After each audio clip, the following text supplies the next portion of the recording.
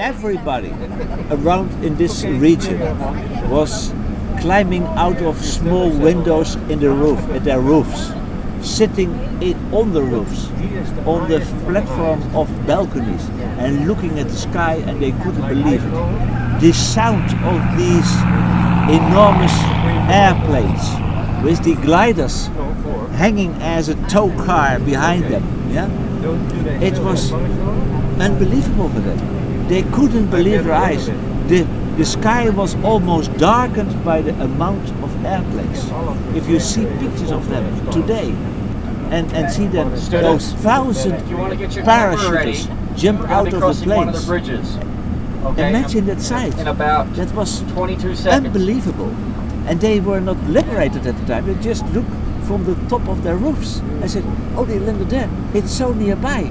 When will the Germans be gone? And one day later, Eindhoven was liberated. They landed on the 17th, and the 18th our city was liberated. And the Americans came from the north, and the English army, the 3rd Corps, came from the south and were held up by blown up bridges.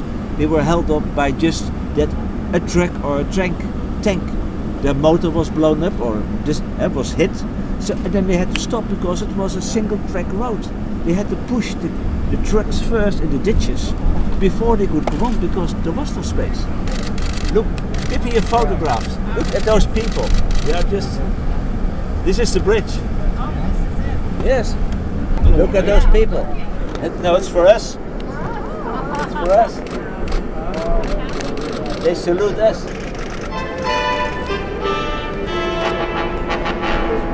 Gentlemen, give them a wave.